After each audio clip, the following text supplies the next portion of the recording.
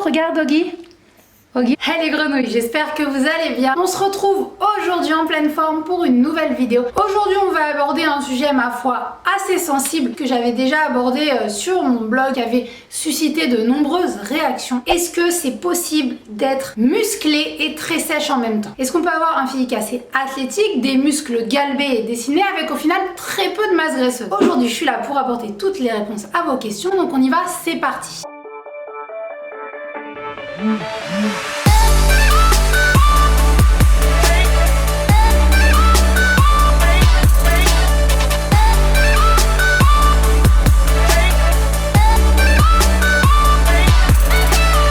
On l'a bien compris, on l'a bien vu, la musculation est devenue quand même de plus en plus accessible pour les femmes. Et au fur et à mesure, on a compris que nos préjugés étaient plus ou moins des idées reçues. Non, le fait de faire de la musculation, ça va pas nous rendre hyper bodybuildés avec des muscles très très gros. Du coup, la tendance a été donnée à des physiques un petit peu plus fit, un petit peu plus naturellement accessibles, qui se rapprochent un petit peu plus au final de la catégorie bikini ou modèle qu'on peut retrouver en compétition de bodybuilding. Parce qu'il faut bien s'avouer, en tant que pratiquante de fitness et de musculation, on a toutes plus ou moins rêvé d'atteindre un niveau d'esthétisme qui se rapproche un petit peu des corps qu'on peut retrouver au niveau des compétitions bikini. Et parallèlement, c'est vrai que sur les réseaux sociaux, on voit des corps parfaits qui sont exposés, des personnes qui sont adulées pour leur physique, et en fait, chez certaines, ça peut laisser quand même apparaître des frustrations et des complexes souvent injustifiés. Récemment d'ailleurs, il y a eu pas mal de personnes qui ont un petit peu dénoncé l'utilisation de produits dopants, surtout chez les femmes, mais pas forcément dans le but d'être énorme, également pour paraître galbée et sèche. Forcément, face à cette situation, toi tu débarques et tu te demandes un petit peu quelles sont les limites que tu pourrais atteindre naturellement avec ton corps, combien tu pourrais prendre de muscle, combien tu pourrais sécher, et c'est tout à fait normal de se poser la question, puisque souvent on ne connaît pas trop son corps.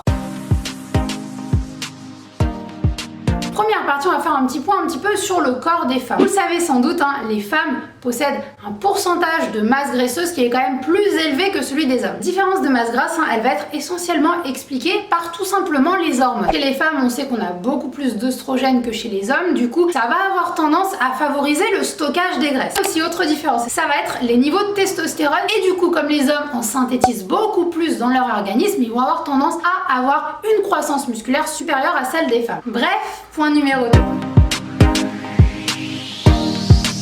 Est-ce que prise de masse, ça va être forcément prise de gras? Quel que soit votre objectif, si vous souhaitez prendre de la masse rapidement, ou si au contraire vous voulez vous orienter vers une prise de masse un petit peu plus progressive, il va vous falloir consommer plus de calories que vous en dépensez. Et du coup, c'est ce surplus calorique qui va entraîner une hausse des performances à la salle, qui va entraîner un stress mécanique au niveau de l'organisme avec une réponse hormonale, et c'est ce qui va au final permettre la construction musculaire. Coucou. Généralement, dans la grande majorité des cas, ce surplus calorique va entraîner naturellement une petite prise de gras, puisque en fait, tous les nutriments ne peuvent pas être utilisés pour ta croissance musculaire. En tout cas, naturellement. Du coup, si tu souhaites prendre de la masse assez rapidement, il va falloir plus ou moins accepter de prendre un petit peu de gras. Seulement, et comme je te le disais précédemment, s'entraîner avec des charges importantes et consommer X calories par jour, c'est pas en soi suffisant. La base de chez base de la construction musculaire, il faut bien se le rappeler, c'est quand même les hormones. Chez une femme, tu l'as bien compris, ça va être quand même assez difficile de devenir très musclé, à part si tu t'entraînes très régulièrement et que tu fais quasiment que ça et que tu t'entraînes depuis très longtemps. Déjà, quand on s'entraîne depuis pas mal de temps, prendre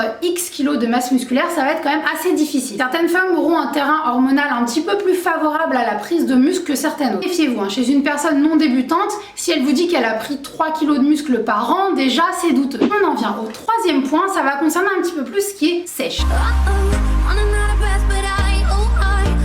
Lors d'une période de sèche, pour faire ressortir ses muscles et donner cette apparence un petit peu plus dessinée, les athlètes auront tendance à diminuer de manière significative leur apport en glucides. Seulement, cette phase est souvent longue et éprouvante, et même si les périodes de sèche entraînent bien entendu une perte de gras, très généralement elles entraînent aussi une perte de muscle. Encore une fois, ça dépend des personnes. En dessous d'un taux de masse grasse avoisinant les 15%, l'organisme serait pas non plus dans de bonnes positions pour prendre du muscle. De plus, et c'est là où je voudrais un petit peu vous alarmer sur certaines choses, jouer avec l'organisme et ses taux de masse grasse n'est pas non plus sans répercussion sur ta santé. Comme tout déséquilibre important, une sèche importante aura forcément des conséquences directes sur ton niveau hormonal. Parce que les femmes auraient besoin d'environ 12% de masse grasse pour pouvoir réguler leurs hormones, contre à peu près 5% chez les hommes. Et sachant que c'est quand même le système hormonal qui régule notre corps, notre température, notre faim, notre humeur, notre votre libido. Je pense qu'il est tout simplement dangereux d'un point de vue physique et d'un point de vue mental d'amener votre corps à des niveaux aussi bas d'une manière prolongée. C'est dangereux. Quand ton taux de masse grasse est trop bas, tu vas avoir un dérèglement au niveau de tes œstrogènes. Ça peut commencer par des pertes de règles et ça peut même amener jusqu'à la stérilisation. Ça, c'est dans les cas quand même les plus extrêmes. Et autre qu'une baisse de morale et toutes les carences alimentaires qu'une sèche trop importante peut t'amener, cela peut également t'amener à développer certains troubles alimentaires. Et là, c'est assez grave et assez long pour sortir de ce genre de cercle vicieux. Mais du coup, est-ce que ça sous-entend que pour des résultats rapides, il faut forcément avoir recours à du dopage? Du coup, il y a quand même de nombreux clichés sur ce point-là. On associe tout de suite produits dopants à stéroïdes anabolisants ou alors à des produits qui sont destinés à augmenter de manière vraiment très spectaculaire notre masse musculaire. Du coup, on pourrait croire à tort que tous les produits illégaux sont nécessairement destinés à faire gonfler les muscles, ce qui n'est pas forcément le cas. Chez une femme qui cherche du coup beaucoup moins ce côté masculinisant des produits illégaux, on a aussi des produits qui permettent de sécher énormément sans perte de muscle, à accélérer leur progression et avoir des résultats en quelques mois alors qu'elle pourrait l'avoir en quelques années naturellement. Forcément, il en va de soi que l'usage de ces produits dopants, de ces produits illégaux qui au final sont loin d'être représentatifs de la réalité et d'une progression naturelle, sont néfastes pour la santé et à surtout pas utiliser. Du coup, apprenez à observer et à vous faire votre propre idée. Chez une femme non débutante, un changement significatif en quelques mois, déjà tu peux le considérer comme suspect. Et que ce soit en quelques mois en termes de prise de masse musculaire sans prise de gras, ou que ce soit dans l'autre sens, en sèche sans perte de muscle, là ça commence à être bizarre. De même, tu peux t'imaginer qu'une femme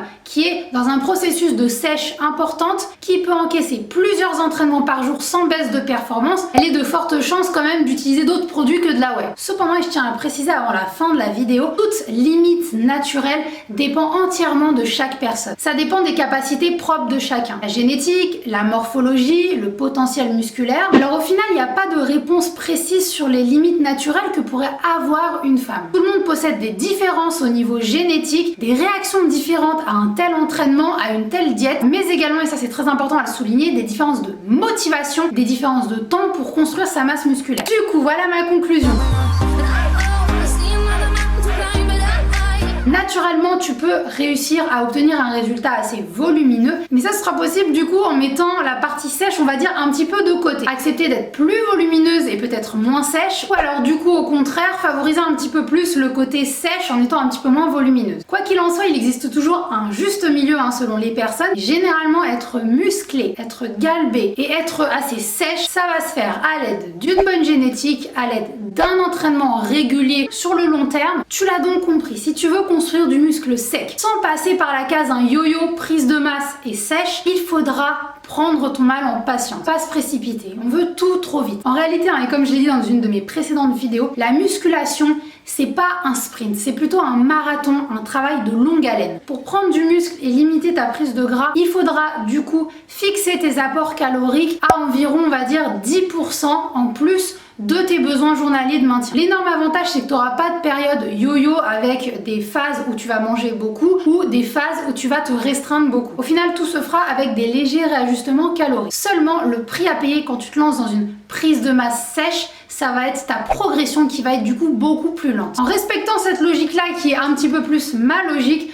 votre physique du coup se transformera, on va dire, petit à petit, progressivement et non pas spectaculairement de mois après mois si vous n'êtes pas débutant. La morale de l'histoire, c'est donc de te fixer des objectifs réalistes, surtout d'apprendre à te connaître ou garder la motivation à l'entraînement. Entraîne-toi, mange et récupère de manière logique, ne laisse rien au hasard et tu verras qu'un jour ou l'autre tes efforts vont payer. Et voilà les amis, j'espère que cette vidéo vous a plu. N'hésitez pas à me dire en commentaire comment vous avez trouvé cette vidéo, vos avis sur le sujet. La prochaine vidéo à venir sera orientée nutrition. Restez connectés. N'oublie pas de t'abonner à ma chaîne pour ne rien manquer des prochaines vidéos. Pour retrouver mes autres comptes de réseaux sociaux juste ici. Et en attendant, je te fais tout plein de bisous. Ciao!